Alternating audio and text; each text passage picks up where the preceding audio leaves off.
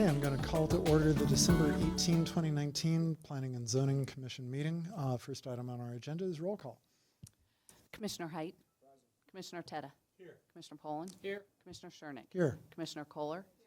Commissioner Flagg. Commissioner Honoran. Okay, any communications from Planning and Development Services Director Joni Marsh? Yeah, good evening, Chairman Schernick and Commissioners. I'd just like to welcome Commissioner Tedda and Commissioner Flagg to their reappointment to the Planning and Zoning Commission last night. So you will remain as you are. Also, just as another note, I did email Janelle just because I knew she would be more interested maybe than the rest, but our parking garage is back open downstairs. So if you do want to park underground, you can certainly do that.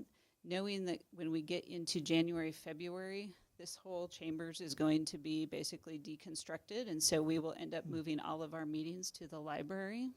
So Jane and I will send you some communications about that. And Jane, is our January meeting in the library? Here. Then February, March, April, and maybe May will be in the library. So just so you kind of have that prepped in your mind that this will be completely redone, and when we get back in May or June, it'll be new. And Joni, just quick question. Our alternates were also up for reappointment, I believe?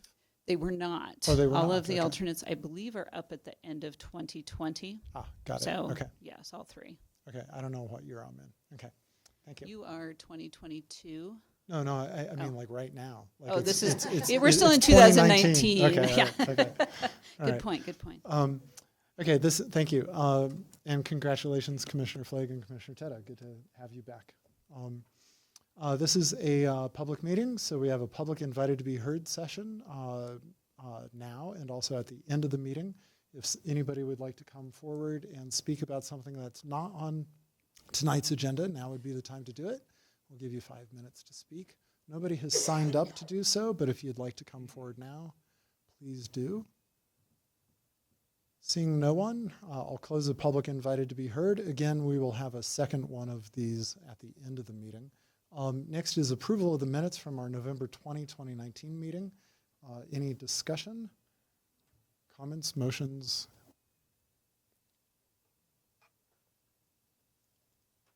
We have to get the buttons working on our things here. It's not working. Oh, Commissioner Tedda. I move that we approve the minutes from November. Okay, we have a motion to approve the minutes from Commissioner Tedda from November. Yeah, this is not coming through. Oh.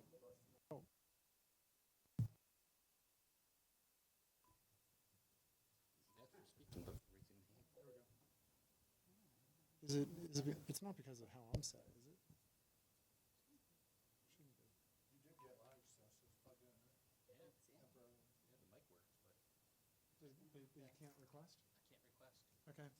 So, can anybody else request? No requests are coming through. Okay, guess we'll go back to just raising hands. Okay. So Commissioner Poland. I'll second. Seconded by Commissioner Poland. Any further discussion about the minutes?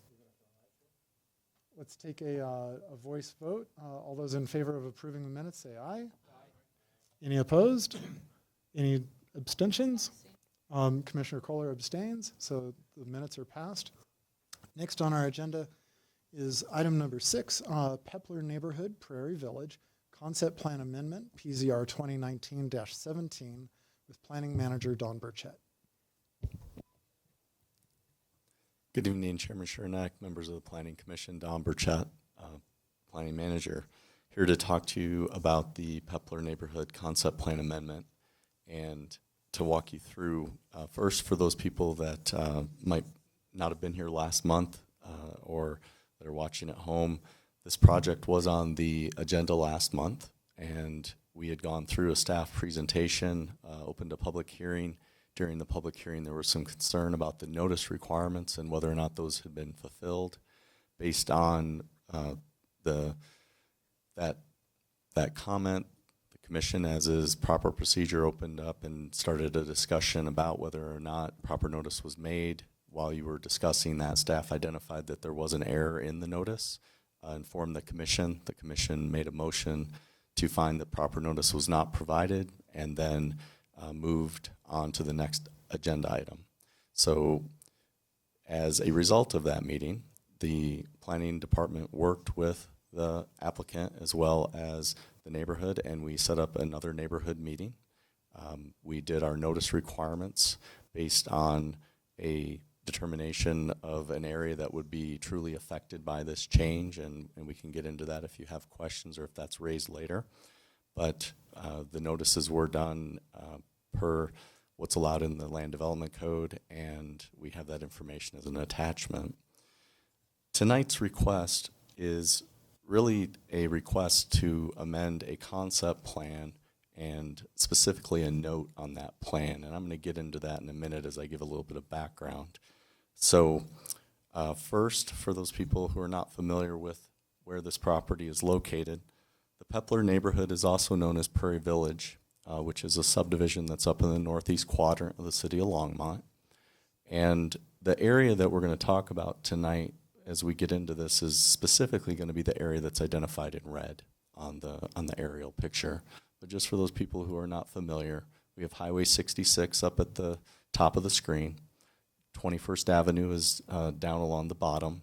It is bounded on the west by Burlington Northern Railroad tracks, and then on the east by Alpine Street and the Pleasant Valley subdivision.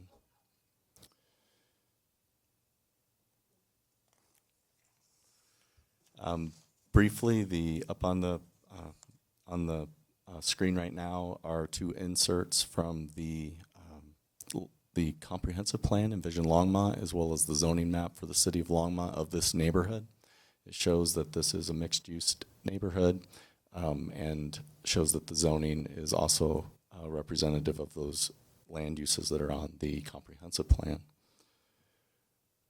On the screen now is the Pepler concept plan, neighborhood concept plan, and this is the document that you will be determining tonight whether or not to recommend approval of an amendment to it.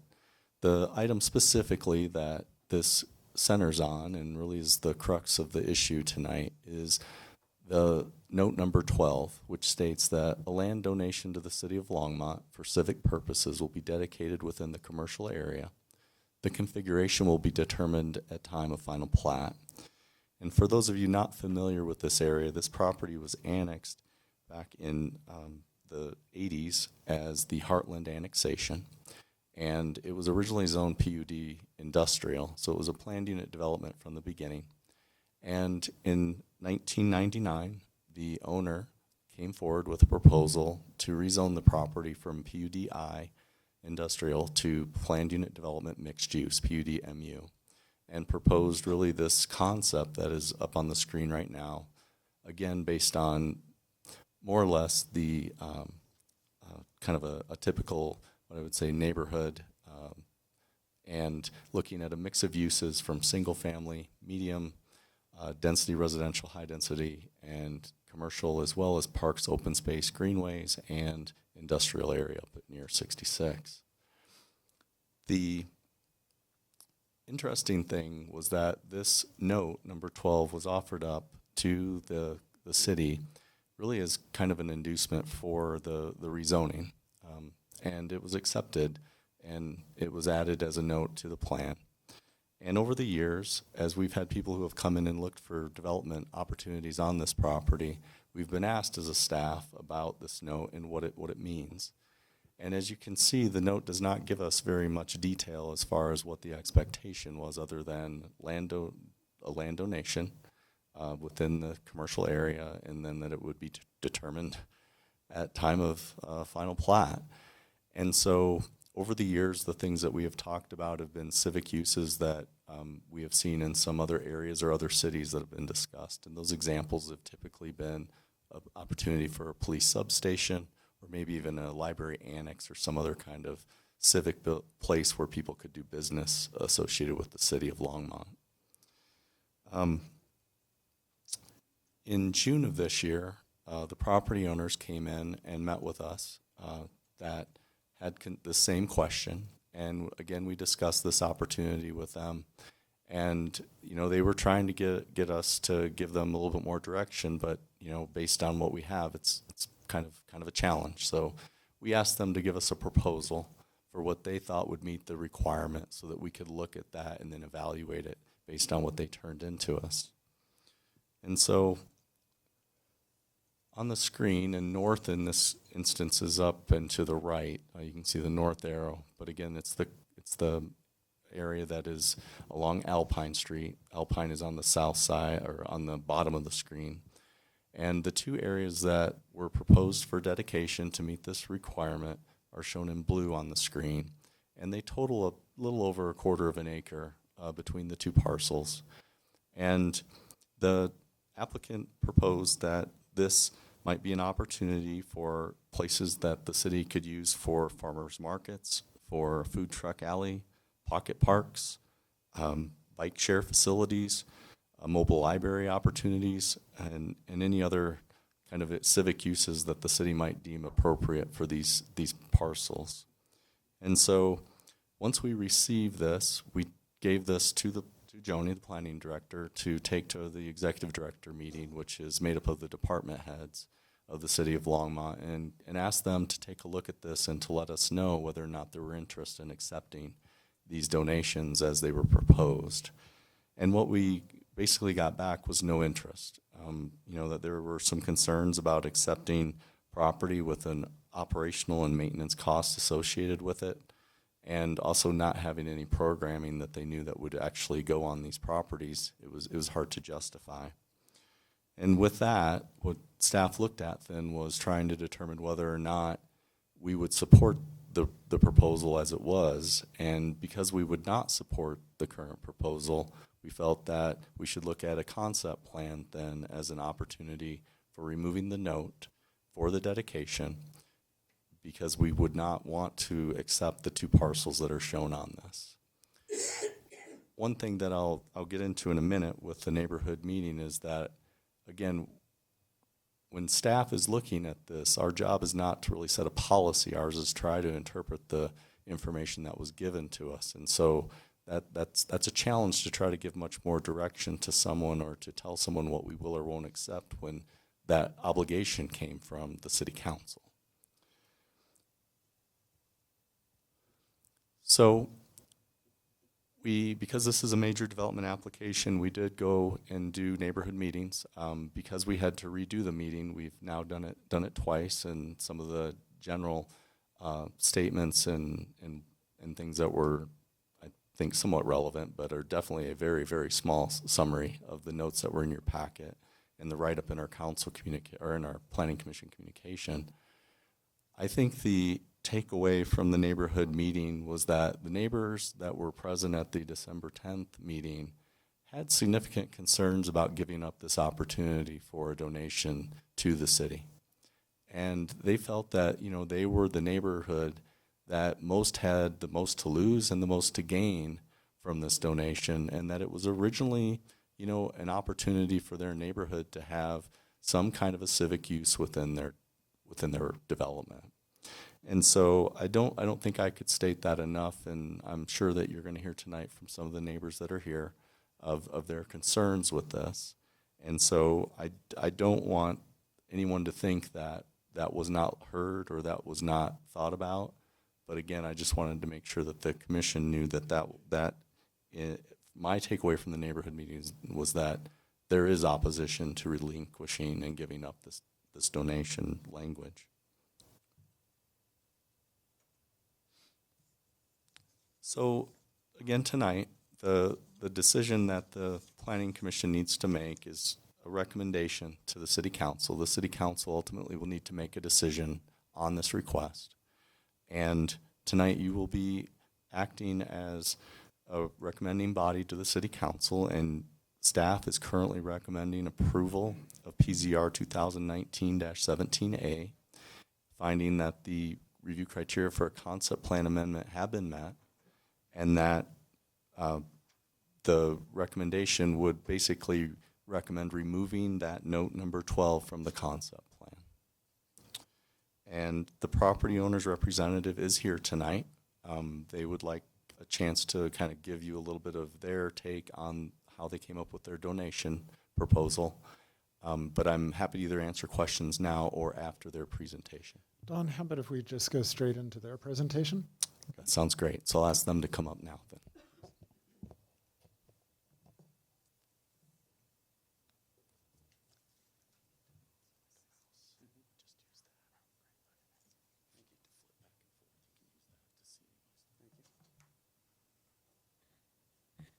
Good evening. My name is Kyle Henderson. I'm with DHI Communities. We're the multifamily arm of D.R. Horton and owner of the parcel in question. I think Don did a wonderful job of summarizing how we got here today.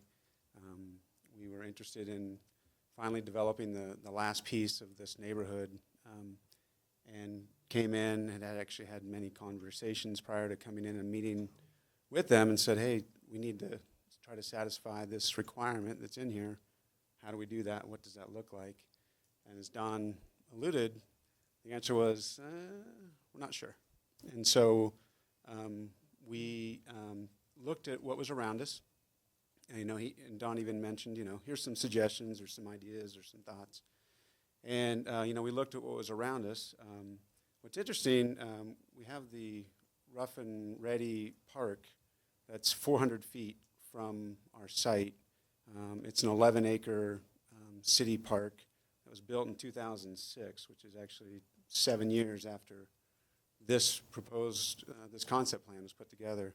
It's a beautiful park. It's got a dog park, basketball court, volleyball court, bocce ball, horseshoes, crawdad fishing, I think, too. I mean, it's got everything. It's a great amenity to the park, or to the neighborhood, I should say.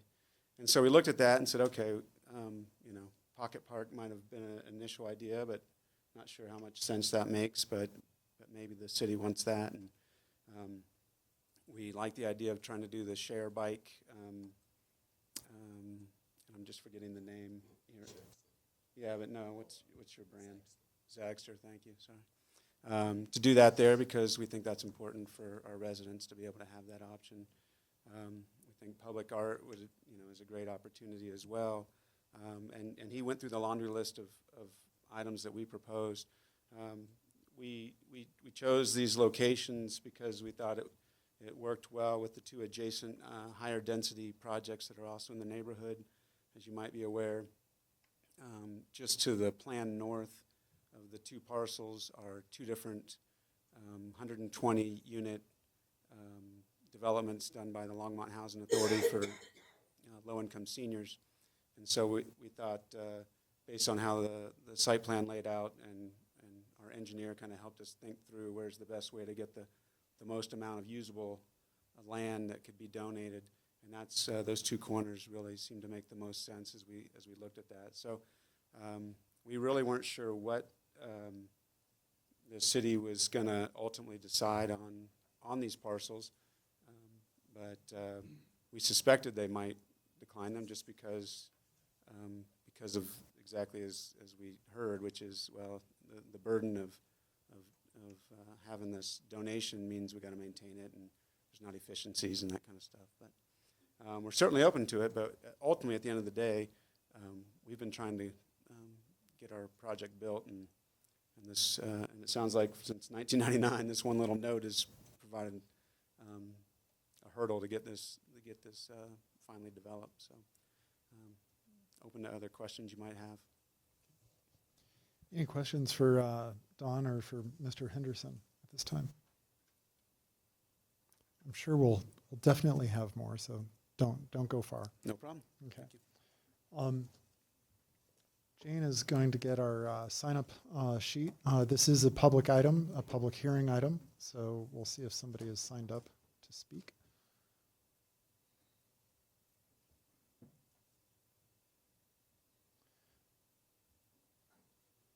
Sure. Commissioner Height? In the interim, just so we don't have any Sure. stale time, I do have a question, and I think it's for city staff. It might be broader than just you, Don, which is how do we measure costs or costs? Do we have any information regarding the cost of passive civic uses, for instance, art in a park or just an art display or a natural environmental setting use as a civic purpose for this particular two total quarter-acre areas? To Can you say the first part again, Judd? Are you talking about like cost per square foot of a park or a cost of an art installation? Okay.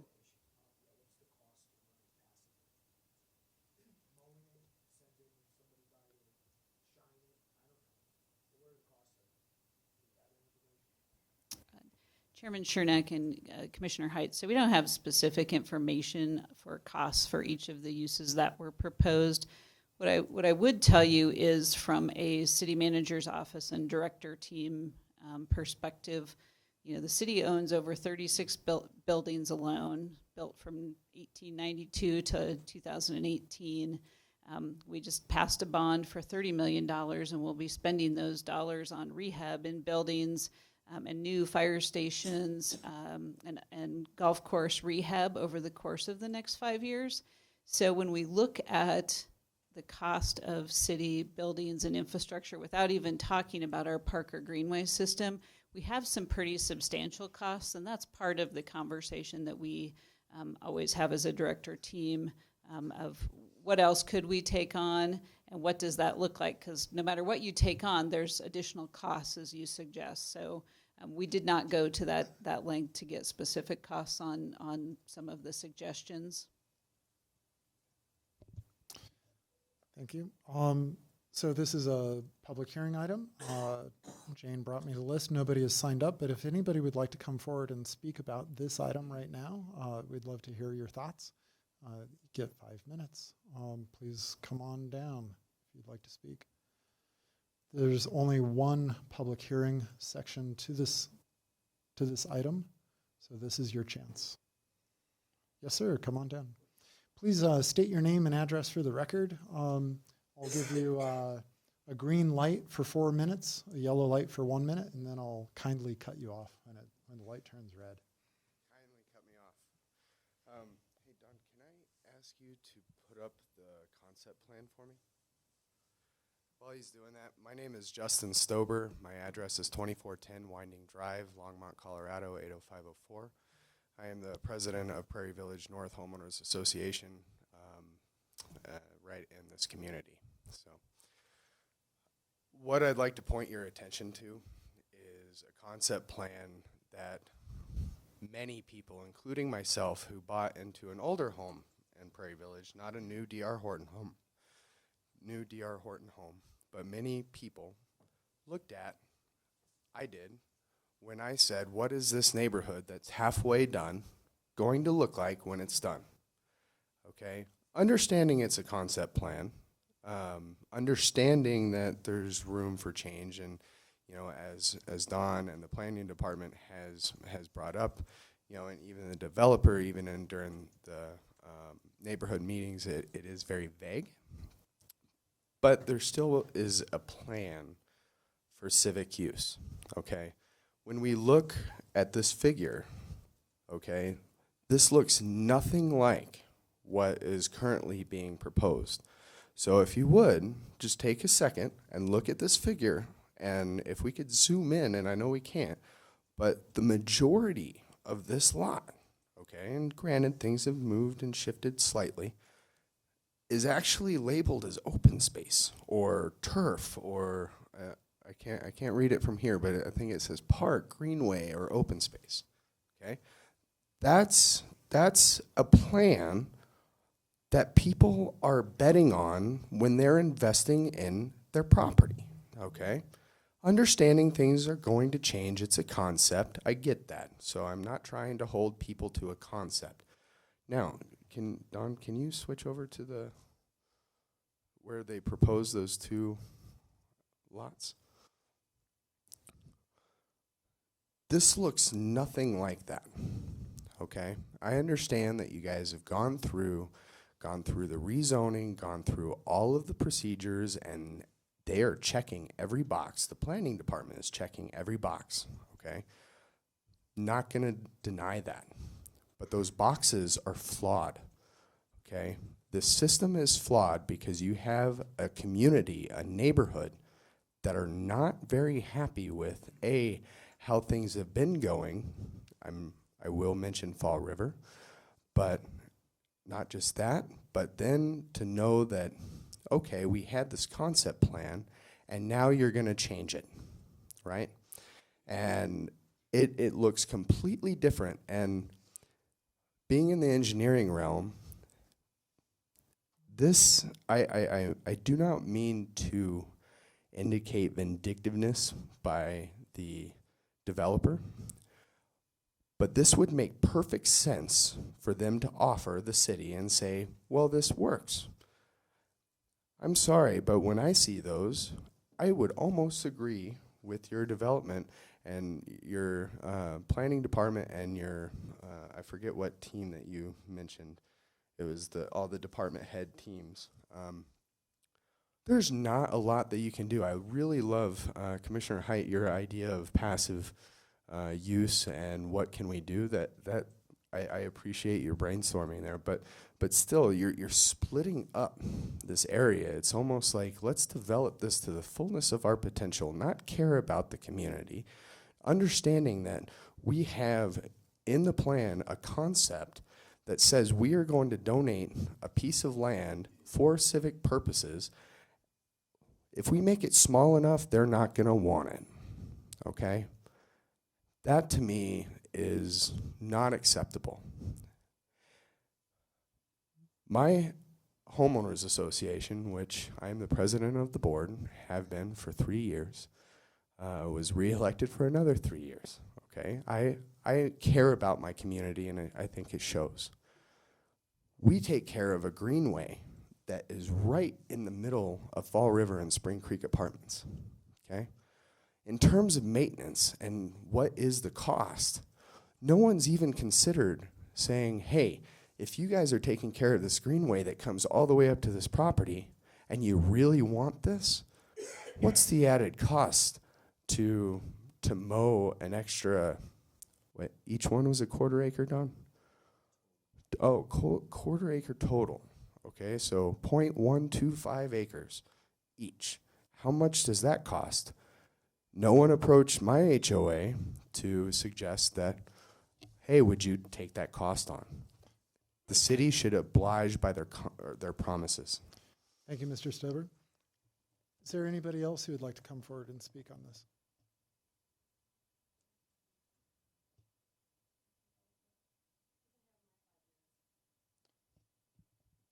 We don't trade time, so if somebody wants to speak on it, they need to use their own time.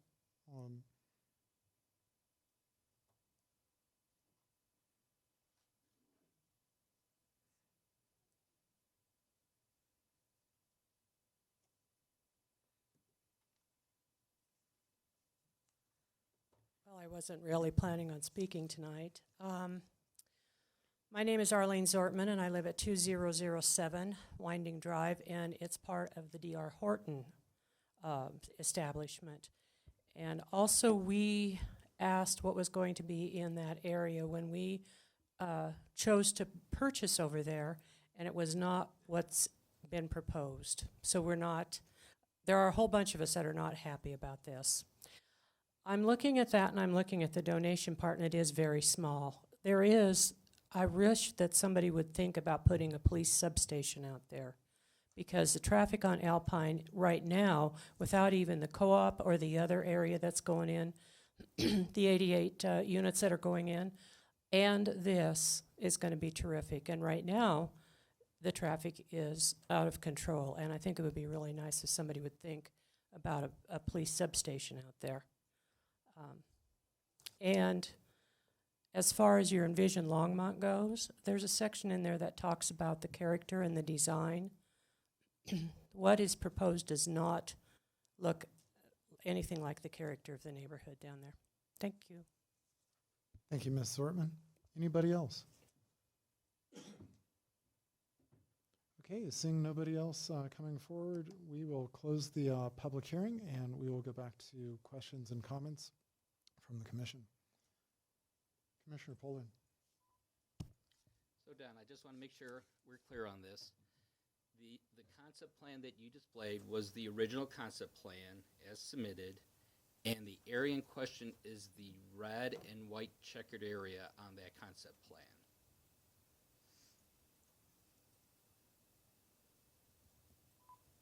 That's correct. And from what I read from the notes, that is termed as neighborhood commercial business, and I'm going to put in civic because of the note. So basically, the way that I read this concept plan, that there is a parcel of land that would have either civic and/or commercial business on it to be determined at the time of planting. Is that correct? I think that's fair, yes. Okay. So Don, I'm going to follow up on Commissioner Poland's questions because looking at the concept plan, and then we have DHI's proposed site plan, the donation areas appear on their site plan to be in what on the concept plan is not the commercial area. Is that correct? So let me flip if you don't Sure, mind. yeah. But what I would like to point out first is the north-south road that dead ends at the north point of that red area. So I can point it with the pointer, but basically, hold on. So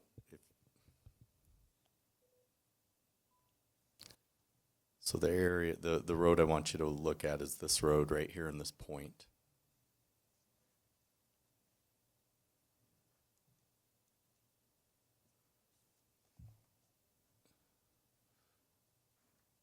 So generally, this road comes all the way down and ends at that point. So while it's not exactly developed the way as the concept plan showed from the road alignments, when you go back and look at where that road was shown to kind of stop, I think it's generally in or very near to the red areas. I cannot, I could try to scale it and figure that out, but I did not. Okay. But that was some of the landmarks that we tried to use in looking at that. And so if we go to DHI's proposal on the next slide, I think it is. So the road that you're referring to is in the upper right of this image? Yeah, it's Okay. this road then would continue straight north. Okay. And would go. So that's this one, and then there's another road, but again, I don't know that quite matches up like that. And so we are within, so those donation areas are within that red and white checkered area. From the concept plan, yes, and then, sir. as Mr. Stobel pointed out, on the concept plan, there is a greenish area in the middle of that. And if we go back to DHI's proposal here, and we look at the corresponding area, it seems to be kind of a rounded triangular, but those are two buildings that are located there. Do I have that correct? Chairman Chernak, that's correct. Those are the two commercial buildings that are proposed to be built on in the center of it to meet the neighborhood commercial requirement. Okay, and one of those is a flex office building, and the other is the community building for the apartments, correct? That is correct. Okay. And then what's going axially through those two buildings is like a greenway? It is a pedestrian amenity, pavement with trees and landscaping, and I believe benches as well. They're shaking the applicants are shaking their head yes. Okay. I didn't review this, so I apologize. I don't know all the detail. Okay. Okay, I'm just trying to get my bearings on this, so that helps a lot. Thank you. Commissioner Oneron. So just to understand, there is a difference between the concept plan and what we're seeing here in terms of amount of business, commercial, and open space. That's part of the subdivision process, right? I mean, if it wasn't for Note 12, this would not come to us. The development itself would not have come to the commission. You're correct, Commissioner Ono.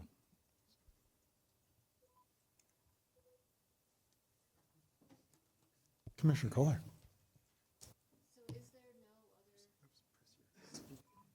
Is there no other green space then on the plan as it is now? Just to confirm, Commissioner Kohler, are you talking about the applicant's proposal for Correct. this center? So it's not very clear on this plan, and I apologize, but I'll try and walk you through. Just in general, my understanding is that the buildings themselves, they're L-shaped buildings in this location and then mirror image on the other side. The other L-shaped buildings are down in these wing areas down here on each side, again, mirror image. And then we have L-shaped buildings, again, mirror image on each side. The open space areas, the areas that are landscaping, are the areas around really the perimeters of the property. There is an area here adjacent to the central spine area for the pedestrian connections into the area that goes in through the development, which I can show you on there. But again, those are landscaped and meet the landscaping requirements for the city. And then in the commercial area, the areas in general, and again, I'm not the best on, I didn't look at this plan, I apologize, but would be open space areas and amenities. Those could include other hardscape areas, but would count for open space. And so if this was just being reviewed as a site plan, not by the Planning Commission, would it be approved as is, the way it's currently designed? If the dedication was accepted and we could accept that, yes, it would. It would Okay. meet the regulations. And then I have a second question, if I can. Is it even in an option, I guess, to us and to staff to offer this property to the HOA instead of the city?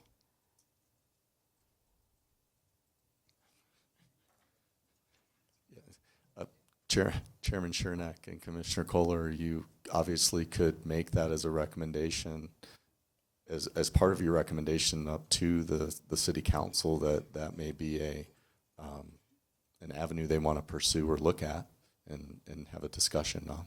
So was there any reason why that option wasn't considered earlier, offering this to the HOA?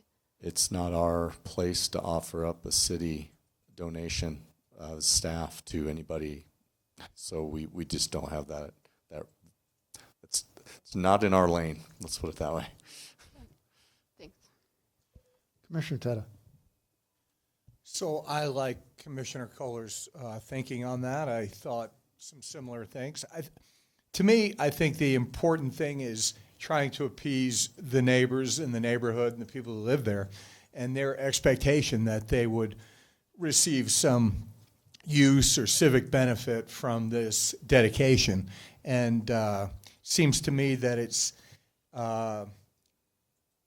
not fair, I don't know if that's the right word, but for the city to relieve them of that opportunity just because they don't want to take on the cost of maintenance or and I wonder if it almost sounded like the Mr. Stover was offering to perhaps take on the maintenance costs if it was dedicated and made into a park.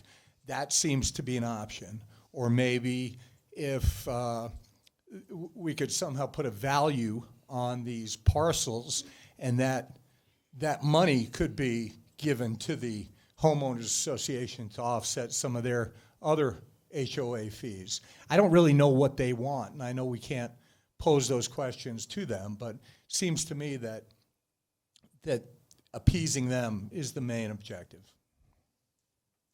Commissioner Flake. Don, you're getting lots of questions that usually we ask developers, and I'm going to ask one more.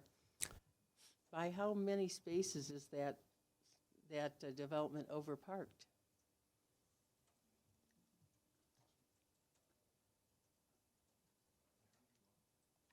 Parking spaces.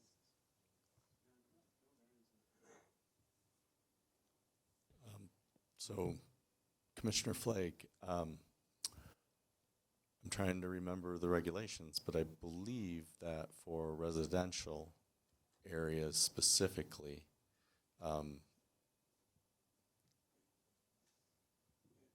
goodness for Joni. So Joni's pulled up the plan for the property, and it shows the required spaces and the spaces provided. And based on the bedroom counts for multifamily, the one bedrooms would have required 123 spaces. The provided spaces are 123. The two bedroom would have required 88. They've shown on here 29. The three bedrooms would have shown 27 required, and the provided is 27. So they have exceeded the minimum by one for the residential. And I can slide over for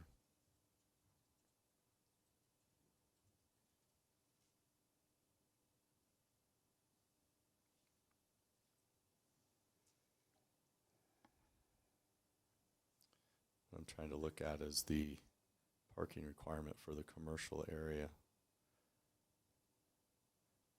But since there is no, we have parking maximums, not minimums. Right. They're even though they're not showing any parking specifically for that, that would be allowed under our code, which would hopefully allow people to walk and go to these areas instead of driving. Right.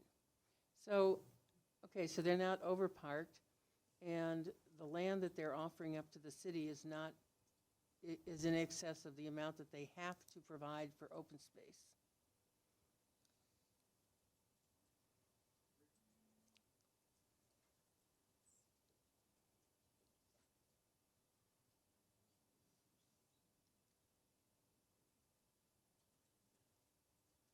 So they're providing on their plans 3 acres of open space. That's over 40%, and that's well above our requirement. So this Okay. would be, with it removed, it would not impact their open space numbers negatively.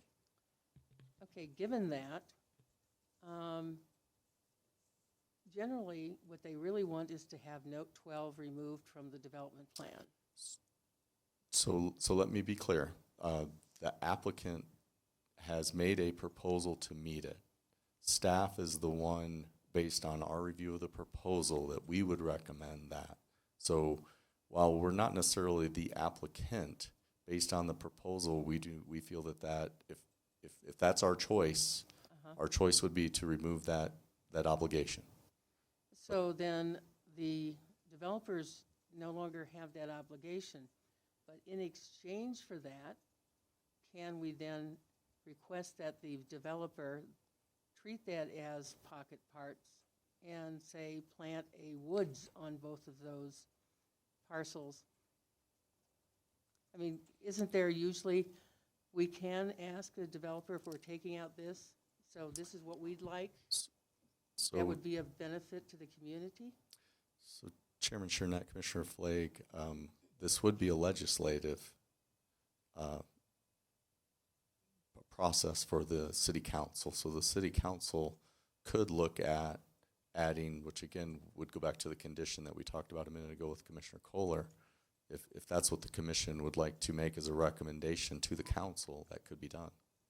And we could go so far as to say, rather than, I would hate, for example, in my point of view, I wouldn't like it to be landscaped so that there's not a long-term benefit, but something like a couple parcels planted with trees, because trees do grow longer than most other things, would be of a greater benefit. Could we be that specific in a recommendation? Chairman Shurnack and Commissioner Flake, I think you can be as specific in your recommendation as you would like. To the council, it would be their decision whether to accept the recommendation. So we could, in effect, ask for something that would not require intensive watering or intensive mowing or other kinds of upkeep, because we don't want to cause somebody to have to put more effort. We simply want green area that is landscaped, and it would be a recommendation we could make in that regard. Unless Attorney Tate or Director Marsh has anything to add, I believe you have the right to make any recommendation to the council that you would like regarding this application.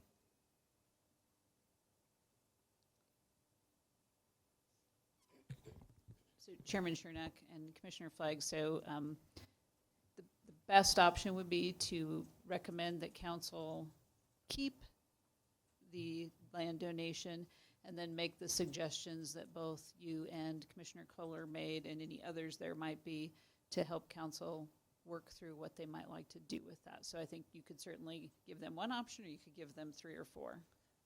But I guess my intent would be that the city would not absorb it as a responsibility, but the developer would maintain the responsibility because, of course, they're irrigating the rest of the land. And how difficult would it be? I know it involves money and all that good stuff, but for drip systems for trees, it's a little less intensive. The idea would not be to create a huge burden, but yet to fulfill most of a promise. So, yeah, I think you can make specific recommendations to council, and then they can choose to ask questions about that, or pursue them, or not pursue them. That's kind of really where we're at, trying to get to this evening. Thank you. Commissioner Height. Echoing a theme, yeah, as I read this, or as I understand this proposal, and to recap it and to explain with or talk about it further with fellow commissioners, what Commissioner Kohler, Commissioner Tate, and Commissioner Flagg were just talking about, we're being asked, as I understand it, to approve an amendment of a concept plan to not require the city to take this dedication. And we're being asked to do that because the city thinks that the O&M costs of running this are going to be too high. Other options hadn't been necessarily explored. Staff has come to us to say, look, we've asked, nobody wants. Our idea is to get rid of it. I'm not sure that's the best idea. We are only a referral agency to City Council. I think it goes to them to try to figure out what is the best decision. We can make recommendations of what we think would be better decisions than just allowing the developer not to meet this obligation, or the city. One way to look at it is the city to shirk its responsibility to take the dedication because of its abhorrence of taking on more costs right now, when it's taken on $33 million of other bond obligations to support, structures and landscaping and golf course maintenance, et cetera.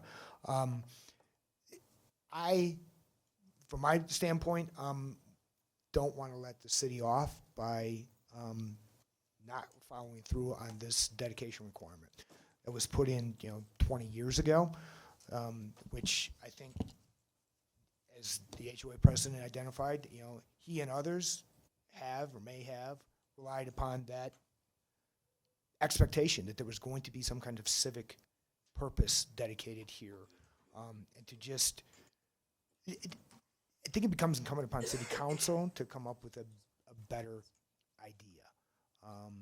And that's why I was inquiring earlier, what kind of passive costs are associated with running this thing as an art park or a tree park or some other type of passive activity, and that's what I would recommend to City Council to consider rather than just doing away with the civic obligation. Thanks. Commissioner Kohler. So I have a couple more questions for, I guess, Don or Joni. Do you think the executive staff would have responded differently had these parcels been together and had been 1/4 acre parcel rather than these 2 tiny little broken up pieces? Chairman Chernak and Commissioner Kohler. So, always a good question in hindsight. Actually, the question that was posed to the executive team looked at this, but also said, are there other configurations or other things that you can think of in your work areas that would make sense? So, for instance, one thing that was brought up was Zagster. Well, we've significantly changed how Zagster operates and works because they've gone to a different model, so we have fewer stations and fewer sponsors right now for that program, so that wasn't a good fit right now. It doesn't mean it wouldn't be next year or a year from now, but it wasn't something we could offer up today because that would have been city dollars that, actually there aren't any city dollars for that program. I think this is why this is a good question for City Council. City Council accepted this as an alternative on the concept plan back in 1999. And what we're taking back to them is that question of, do you want the land donation? And if this isn't the appropriate location and council has other ideas of what they'd like to have, please tell the applicant and staff what that would be. I think we're putting you guys in a difficult position with this one. It's a little awkward and strange for everyone. So they might have, but it wasn't really like, let's think of all the options in whatever configuration either. And then my other question is for the developer. What would you guys do with this land if we were to give it back to you, with no conditions? Would it be a park or green space? Would there be more buildings put on it, more parking spaces? The current plan would be that it would be heavily landscaped, just as the suggestion was, with trees and to beautify the neighborhood. So that's the current plan if the city doesn't want to accept the donation. So I think it'll still be an attractive amenity, if you will, from a landscaping perspective to the neighborhood. Okay. And you would continue to own it and maintain it? We would own it, maintain it, professionally landscaped and maintained. Okay, thanks. Yep. Commissioner Onoran. Well, a couple of things. I'm just wondering if there are ways where city can own this, not as liability, but something productive. Renting for community gardens or renting the land for a building by some nonprofit civic use. I don't know if there was enough exploration. But the other point I'd like to make is that these two corners are really convenient for buildings. They are vista terminating locations. And if you didn't put buildings there, you would expose the parking lot to the street and wouldn't create a good streetscape. What I would suggest, if that was going to be the case, that is to say, if we decide to take off the Note 12 and, you guys take it, what I would suggest is to integrate the open space in the spine, the central spine, and provide buildings there, because if there's going to be more open space, the central spine is the place that would be most beneficial for everybody. Thanks. So if I could just speak to the spine. The spine exists because of a sewer easement that runs right through the middle of the property. So it really bifurcates and creates essentially two halves to this property. So we're not allowed to plant trees over that, but we're landscaping it with other items that we're allowed to put over it. So just because everybody's wondering about the spine, why does it exist? Why does it? It's because of a big 30-foot sewer easement that runs right through the middle. Commissioner Poland. Thank you. Hey, Don, quick question for you. In the past, have we ever taken dedications and at a point in the future decided that we didn't need them, whether it be for schools or for parks or something, and then ended up doing something else with the property? Chairman Chernak, Commissioner Poland, maybe not an exact apples for apples example, but one that I think I can answer questions on is when we annexed the Baker property down along the left-hand creek, which included the area that now has the recreation center, the museum. We received with that a extension of land that goes along the north side of Quail Road all the way out to Main Street. It was approximately 25 foot wide, not really big enough to do much, but it gave us access prior to Quail Road being built for access to that property. The city council, when we annexed in the property that was called the Pavlakas property, it was the area that is up at the bridge of Left Hand and north of Quail Road, kind of a little enclave parcel they agreed to do a land swap with the city. So we have done where we've received properties and then figured out other ways to trade them. But in that case, it was meant to be an equal value for an equal value. We're going to get some land that's more adjacent to the museum's parking area so that we can do an expansion of the parking area and facilities there on the Quail campus to handle the number of visitors that we have that go to that facility. I thought I remember somewhere on the southwest side in one of those developments where there is a proposed school. Okay. Okay. So you're thinking of the Somerset Meadows development. That was reserved, not at least my recollection is there was a school site and a park site both that were reserved, but I believe, and Joni maybe can help me here if she can remember, I believe the annexation agreement actually set a price for those, though, that we had to purchase. It was not a gift, but when they did their land use amendment, they did gift to the city, I believe it was about 4.5, 5 acres of land for a park to move it over a smaller park. And I believe they also gave $80,000 towards the design and some construction money as well for that. But that land that they gave up, or they got and gave us, that was not already owned by the city. All right. Questions? Oh, sorry.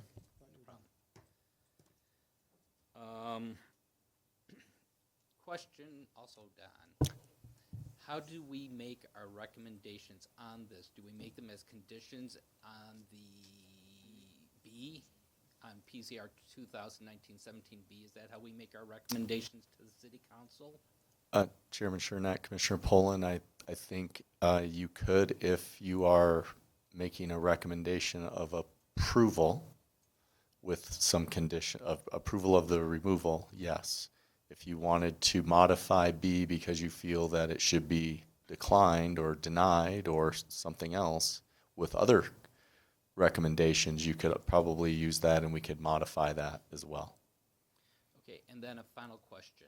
So this is just basically clearing the concept plan. Then what's the next step in the progress, and will something come back to us to approve a preliminary plat? Would that be the next step? Chairman Chernak, Commissioner Poland, the property, because it's multifamily, is only platting, I believe, it's less than 3 lots, I believe, is the plat. It's 2 is what I'm being shown. And because of that, and with it being apartments, then it would not require a preliminary plat approval to subdivide it beyond the 3. So the Planning Commission would not see it. Okay, thank you. But to follow on to that, it wouldn't come in front of us either for a site plan review because they're fitting within administrative purview to just approve it administratively, right? Chairman Chernak, that's correct. The only Okay. thing that I would point out is not knowing what the council may or may not do. It is possible that they could give direction and ask for it to come back through the process, and then the commission could see it again. But not knowing what the council will do, I couldn't guarantee that. Okay. Another question for you, Don. If the city were to be given the land donation, could the city monetize it? Could the city just turn around and sell those parcels?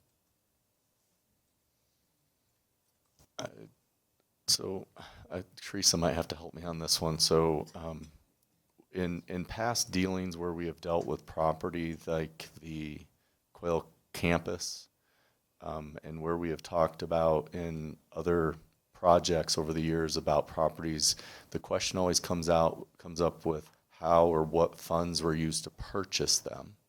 And typically that is a restriction. If it was purchased with open space monies, as I recall, that could only be relinquished by a vote of the citizens. If it was purchased by any other department, I don't believe there's the same restrictions other than council would have to approve the sale. But a gift, when we were looking at the gift for the Baker property where the Quail campus is, where the rec center and museum, I believe all that we had to deal with was getting approval from the council and not from any citizen action. Because the reason I ask that is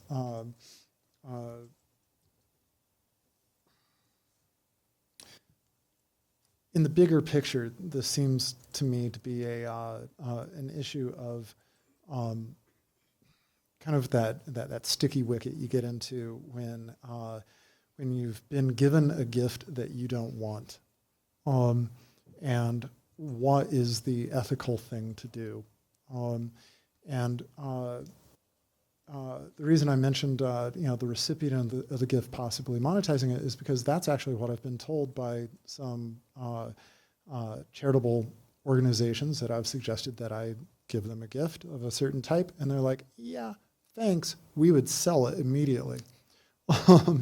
So, what are some of the other options? Is it actually beneficial to the neighborhood for the city to receive a gift that it doesn't want?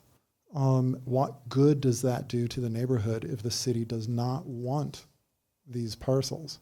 So that's something for council to consider as well. I just, not saying that the city would ignore it, but would the city place these parcels at a lower priority in terms of future development into the civic uses if these were donated to the city? Because it actually has already said it doesn't want these. It has no use for these. The other thing that I think about too is, city council controls the purse strings on this. We don't. We're making a recommendation. But we've seen issues come up in front of planning and zoning before where people have said to us, well, couldn't the city just buy this and turn it into a park? Couldn't the city, make another purchase, from the developer and save us from having this come into our neighborhood? But I don't see the city raising taxes. I don't see the city, I don't see the citizens of the city saying, we want taxes raised in order for the city to be able to buy more land and in order to buy space within the city planning area to stop certain amounts of development. So in that regard, I think as this moves forward to city council, we'll find that council, as they look at what they control budget-wise, they're a little bit hamstrung as well, because they just don't have the funds. The city does not have the funds, and the priorities of the city are not to have small 0.18 and 0.13 acre pockets that they have to go and maintain. It's been suggested that that we could condition things to have the developer develop these parcels. If we remove Note 12, that the developer would develop these parcels in a specific way. The argument being made to us by the neighborhood representative, Mr. Stober, is that this concept plan has been in place for 20 years, and people have been acting on an expectation for 20 years as to what would occur with this. And so it's not right and it's not fair in order to change the concept plan at this point in time. But conversely, is it right or is it fair for us to condition or to change this concept plan in order to force the hand of a developer?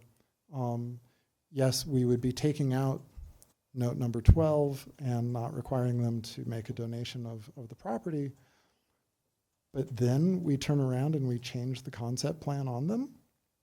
Is that any different from what is being done to the neighborhood from the neighborhood's point of view? And then my last point that I have written down is that in a lot of previous meetings where we've run into historically pre-existing situations like this with that have been added to a property by, say, a prior city council decision, a prior planning and zoning commission decision. Generally, this body has taken the approach of not second guessing what that decision-making thought process was as to why this note existed, why this condition existed. I'm not saying we can't change things up, but I guess I'm leaning a little bit toward kicking the can down the road to city council and let them decide whether to change a prior council's decision about having had this note on the concept plan. Because as Don pointed out, the concept plan as it currently stands was approved by a city council in the past. Okay, Commissioner Teta.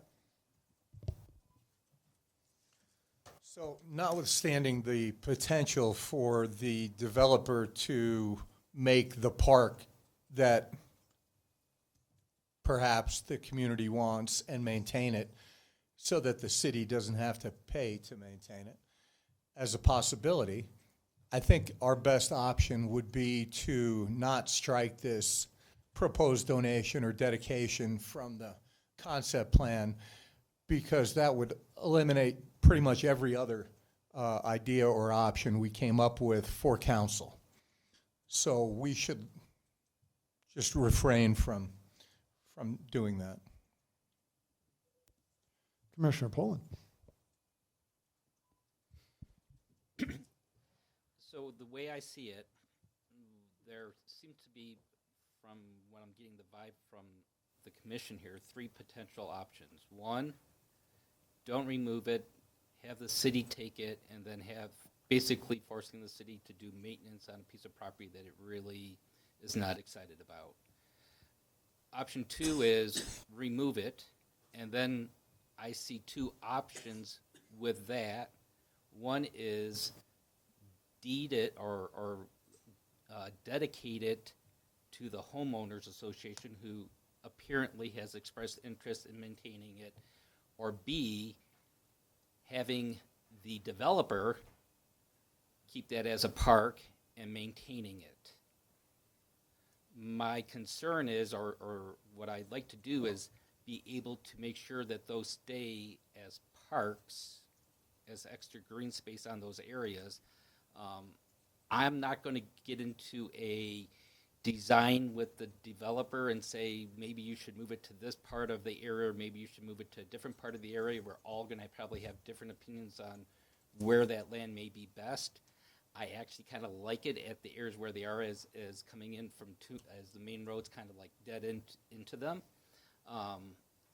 But that's kind of where I'm at, is I am leaning towards removing it, maybe making a note that to keep it as open space, and then with a recommendation that it either be the developer or the HOA who maintains it.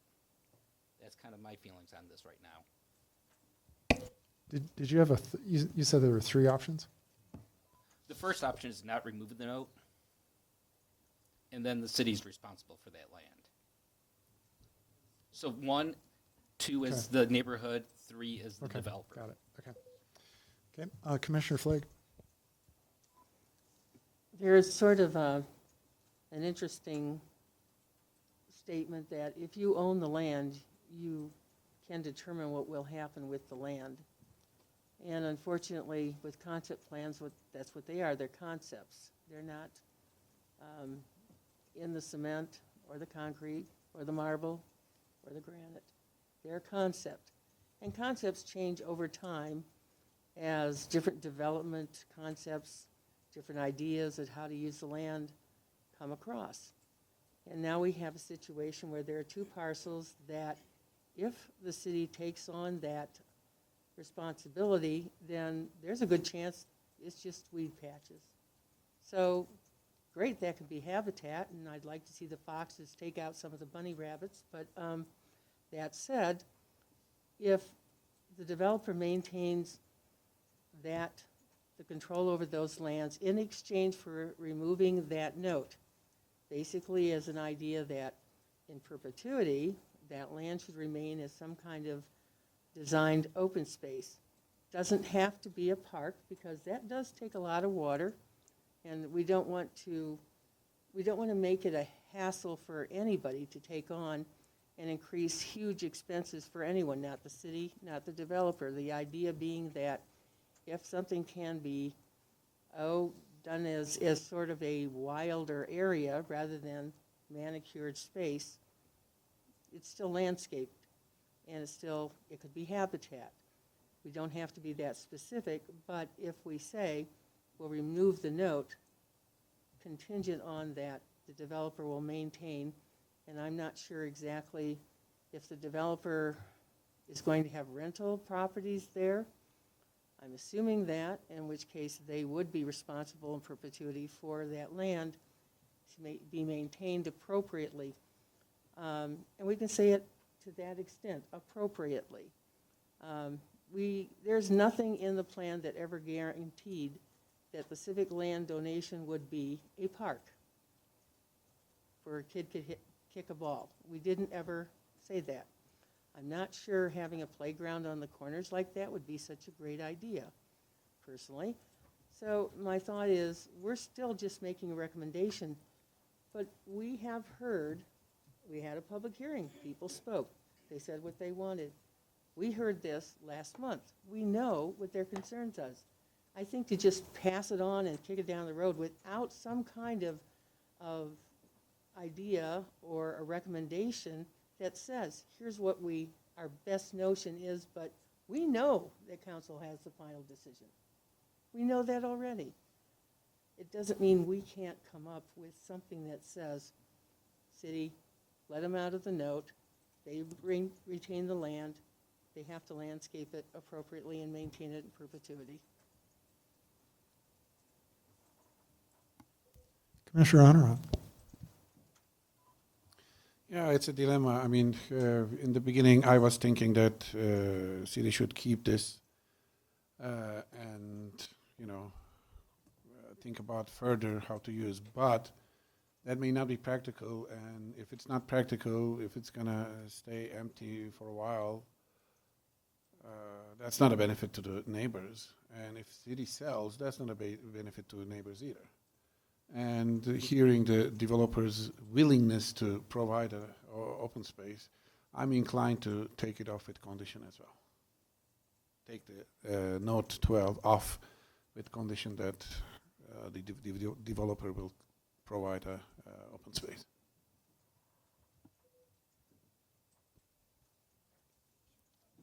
Any more thoughts, conversation, discussion, motions?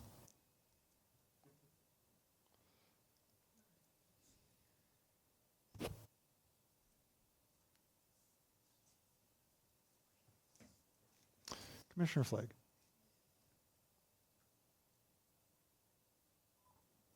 My wording may need adjusting.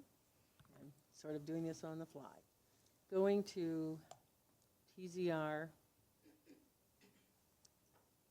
2019-17B, and going down to 1.5, said application conforms to the applicable requirements of section 15.02.055 of the Longmont Land Development Code with the following conditions.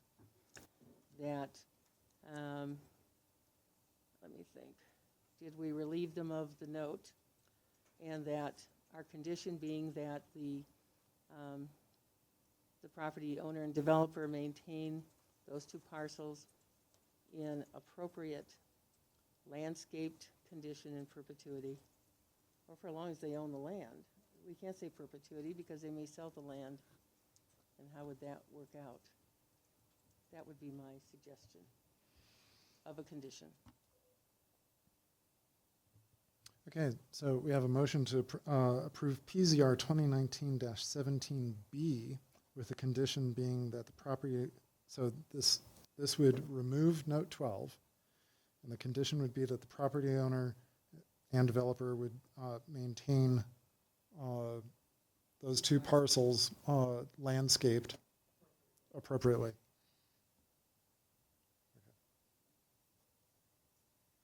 Commissioner Kohler. So maybe a clarification, and Don, I don't know if, or Joni, if you guys can help with this. What would that mean if we said landscaped appropriately? Would that be difficult to interpret? Do we need to provide more direction? Does that mean turf? Chairman Chernak, Commissioner Kohler, my look at it right now would be that we would go back to the approved landscape plan for the property, and that approval would be what we would expect to see on that property being maintained. Currently, at least the drawing that Joni had pulled up on her computer did show it was landscaped with trees around the perimeter. I think it had some grasses in there as well. So that's what we would look at as being landscaped appropriately, whatever is on that landscape plan that was approved. Let me just throw a question in before we go to Commissioner Poland. Was your intention, Commissioner Flake, to have it landscaped to a higher standard than what the city normally requires? No, although my personal preference would be, of course, a grove of trees. But no, I can't see us being that specific in our requirements because, after all, we can't dictate, we cannot prescribe. All right. Okay, thank you. Commissioner Poland. Don, what's the difference between open space and landscaped in the city's eyes?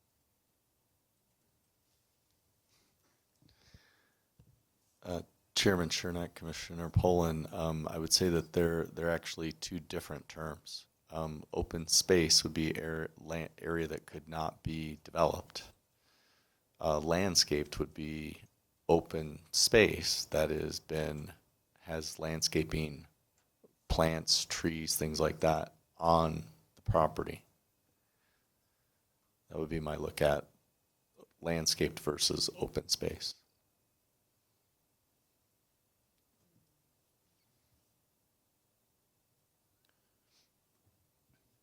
Give you something to think about. Commissioner Flake. So Don, in Outlot B of the place where I live, Okay. and we don't have to go further than that, Yeah.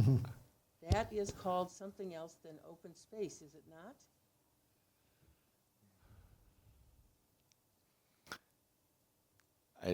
I don't remember the exact wording, It's but not what open space, it's called something a little bit different. yes.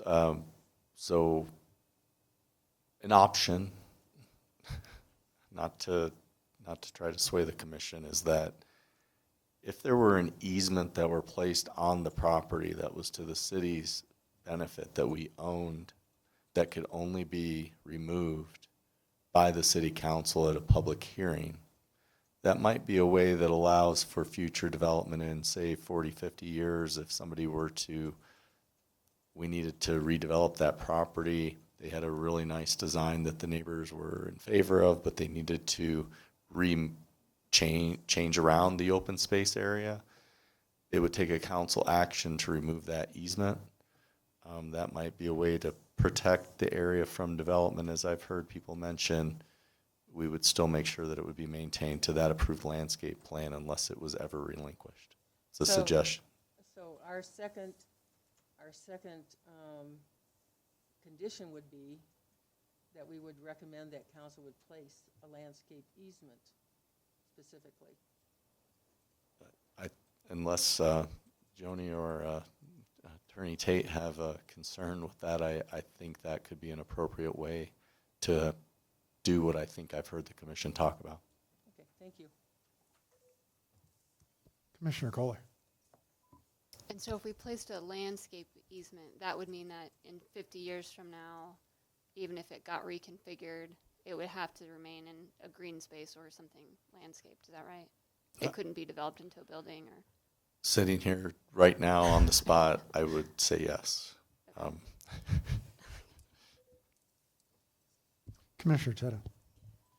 My concern would be if we made it a landscaped easement, wouldn't that transfer the onus or cost of landscaping back to the city from the developer? No. Okay. Commissioner Onaran. Okay, so actually, let's clarify, before you second it, let's clarify exactly what the motion is, because My understanding is that there are two conditions. okay, The first condition is that the developer is going to provide reasonably landscaped these quarter appropriately, the quarter acre of area. The second condition is that there's going to be a landscape easement on it. and you agree with that, Commissioner Flake? Okay, all right, so that's your intention? Okay, so that is seconded by Commissioner Onaran. Commissioner Poland. Attorney Tate, is it clear to everybody about the parcels that we're speaking about, or do we somehow have to make a note that they are from that diagram?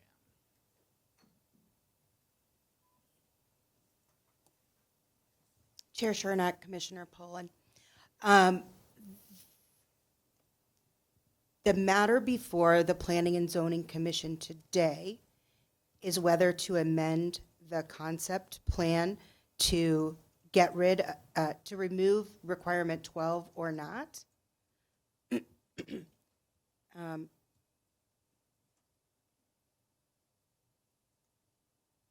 Or to accept the proposed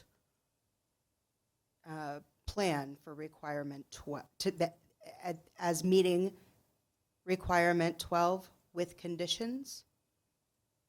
And so the diagram provided by the developer with each of those two areas outlined is part of what is before you now and would be going up to City Council. So we're good with that. Yes. Commissioner Onaran. I don't know, you're the owner of the motion, but my understanding is that, we can just put the quarter acre term in the motion, and, if applicant wants to go with this plan, they can go, or if your applicant want to change, it's up to them. It's part of the site plan process. I don't know if you agree with that. Commissioner Flake. So then we should refer to the two parcels. In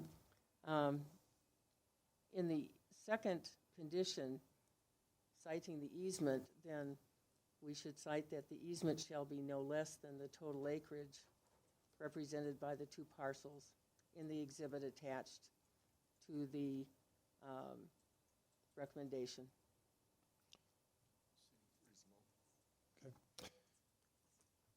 Commissioner Height, I actually have a question for you. You kind of kicked off our discussion saying that you believe that we should not let the city off of its duty to determine what to do with the land donations. The motion in front of us relieves the city from taking the land donation. But it perhaps solves an issue for the neighbors. I'm curious as to what your opinion might be in terms of how this falls, given your initial comments. You don't have to answer, of course. But. Well, I've been struggling to come to grips with where the council seems to be going right now in terms of making a recommendation that's pretty specific, and it's deep into the weeds of what these two particular quarter acre parcels should look like. I look at this overall as a request to us to remove note 12. That's all I see this as. There is this concept plan amendment that was proposed to staff that staff has said, no, we don't like it. Staff is coming to us and saying, hey, take 12 off. That way the city doesn't have to deal with the concept plan with these two combined quarter-acre parcels. I don't want to approve the removal of 12, so I want 12 to stay, and I would like to make recommendations to City Council, to the extent that it needs to have recommendations from us, to find something to do to take that dedication that was made 20 years ago. Well, somewhere in there, a dedication to be made that was proposed and approved 20 years ago. The city should find a way to make it work, to accept that dedication. Accepting a landscape easement might work. Maybe, and then it becomes incumbent to go back to the developer and let him figure out, where would the best place to put that type of easement come in. Should he change his plans around if it's going to be a landscape easement as opposed to putting in, a parking lot for food trucks or for other ideas. I just don't think that what we're being asked to do is approve the removal of 12 is anything I'm on board with. Thanks.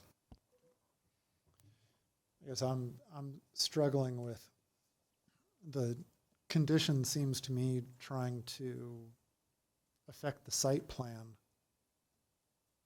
but on a PZR that is specifically speaking about the concept plan.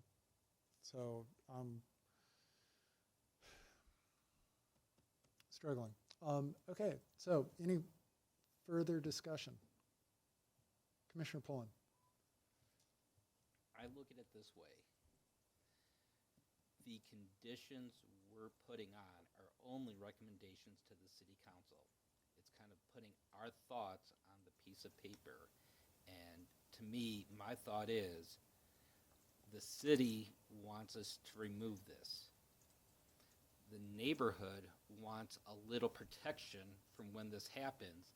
I think this is a compromise that we're recommending that says, hey, we are willing to work with the city to get that removed, but what we want is we want those two parcels that they were recommending that they were going to dedicate, we want those still to be open space landscaped. And that to me is a compromise.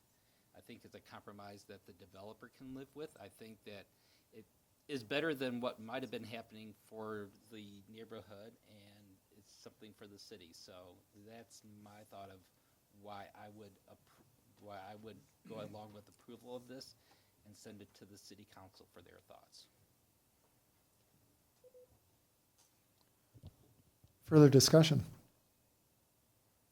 Commissioner Teta. Yeah, I completely agree with Commissioner Height. I would hesitate to try to remove it, but I'm afraid that requiring it might be a case of winning the fight and losing the war. If the property doesn't get landscaped and becomes a weedy lot that never gets developed, I don't know how that benefits the neighborhood. I agree with Commissioner Poland. I think this sounds like a reasonable compromise that benefits the neighborhood, and that's what we're trying to achieve.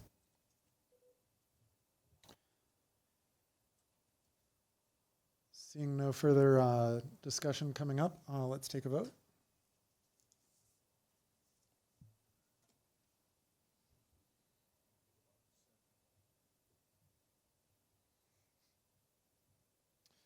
Okay, so that passes 6-1 with Commissioner Height dissenting.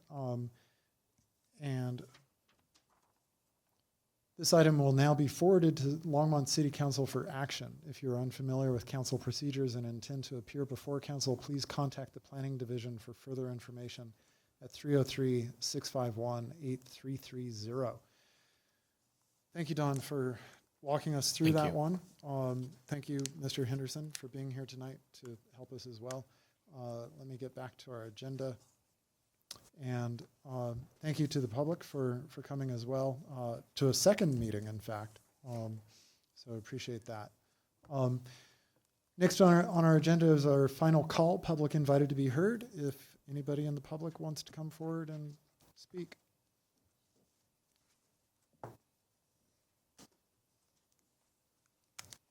Would you like me to state my name again? Yes, please. Justin Stover address to? Yes, please. 2410 Winding Drive, Longmont, Colorado. Commissioner Height, thank you for your vote. For the rest of you, I will professionally and with every bit of courtesy that I can say shame on you. All right? You had more than two choices here. Commissioner, is it Flag or Flag? Flag. Okay. You have said multiple times tonight that it is not the commission's purpose to dictate, to plan, but yet all of you have come up with certain ideas, especially you, on what you'd like to see there. You've been given one option. At no point, and I will tell you, the city council will hear this from me, and I will muster every bit of homeowner support to come with me. But you've been given one option. At no point were the neighborhoods or the HOAs brought in to say, what would you like to see with this commitment? What could we work out? All right? At no point. You guys pretend, okay, and I appreciate the trying to compromise, but you pretend that you know, and you don't. Right now, you have the planning commission, the planning department, and the developer, okay? Us as residents, we're on the outside looking in, and it's unacceptable. I'm sorry, it's not so much what the city doesn't want. The city works for me. It works for my community. I'm sorry. The city owes it to me as a resident to do what they can to fulfill their promise. Now, you're right, and I've said it before when I was up here earlier. It's a concept plan, and I understand concepts change. I get that. But you guys seem to make your changes and allow them to come through. Just brush them on through. The planning department, okay, well, we tried. At no point